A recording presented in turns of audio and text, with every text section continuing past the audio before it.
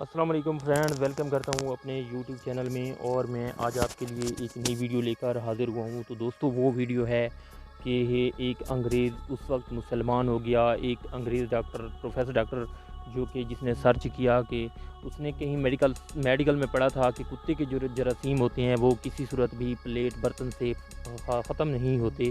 تو اس کے ریبیز کو ختم کرنے کے لیے اس نے بہت زیادہ تجربات حاصل کیے، اور بہت زیادہ تجربات کے بعد وہ اس نتیجے پر پہنچا کہ اسلام ہی ایک اچھی چیز ہے جو کہ یہ چیزیں ختم کر سکتا ہے۔ اس نے برتن میں کتے کو کھانا کھلایا، کھانا کھلانے کے بعد اس نے ایک بہت ہی مہنگا کیمیکل لے کر، اس کے ساتھ ایک مہنگا پاؤڈر لے کر اس کے ساتھ برتن کو صاف کیا۔ یوں ہی وہ برتن کو صاف کرنے کے بعد اس نے مائکروسکوپ میں چیک کیا تو دیکھا کہ کتے کے جراثیم باقی تھے اور یوں کہ توں تھے۔ تو اس نے سوچا کہ یہ کتے کے جراثیم نہ ختم ہونے والے ہی ہیں اور یہ برتن کو کبھی صاف نہیں ہونے دیں گے۔ تو اس نے پھر تجربہ کیا کہ اس سے کوئی اور مہنگا پاؤڈر جو ہے وہ استعمال کر لیں۔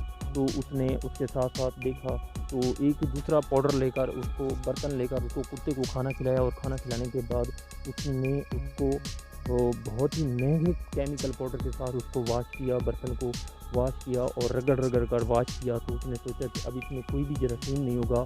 اس نے پھر مائکروسکوپ میں اس کو چیک کیا تو وہ جراثیم جو تھے وہ جوں کے توں تھے اور نہ ہی ختم ہونے والے تھے اور نہ ہی ختم ہوئے۔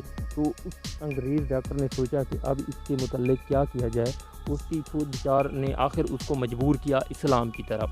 تو جو ہی وہ اسلام کی طرف اس کا دماغ جو تھا وہ کنورٹ ہوا، تو اس نے ایک برتن لیا اور اس کو کتے کو کھانا کھلا دیا۔ تو جو ہی کتے نے اس میں کھانا کھلایا تو اس نے وہ برتن اٹھایا، اور جو اسلام میں بتایا گیا، نبی کریم صلی اللہ علیہ وسلم نے بتایا کہ جب کتا کسی برتن کو چاٹ لے تو مٹی کے ساتھ 3 مرتبہ اس کو مانج لو، جراثیم ختم ہو جائیں گے۔ تو اس نے ایسا ہی کیا، مٹی کے ساتھ اس برتن کو صاف کیا، اور پھر اس کو جو ہی مائکروسکوپ میں اس کو چیک کیا تو دیکھا تو ایک ہی جراثیم نہیں تھا۔ تو اس نے پلیٹ کو پلٹ کر دیکھا، اس کی جھریوں میں دیکھا، اس کی جو کونے تھے ادھر دیکھا، تو ایک بھی جراثیم کتے کا موجود نہیں تھا۔ تو انگریز ڈاکٹر حیران و پریشان ہو گیا، اور اس نے سوچا کہ اسلام کی ایک چھوٹی سی احادیث میں اتنی بڑی صفائی اور سچائی ہے تو پورا دین اسلام کیسا ہوگا۔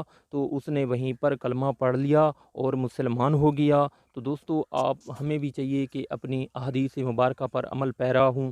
اگر میری ویڈیو دوستو آپ کو اچھی لگے تو ضرور اس کو سبسکرائب کر دیں اور بیل کا بٹن دبا دیں، اور دعاؤں میں یاد رکھنا دوستو۔ اللہ حافظ۔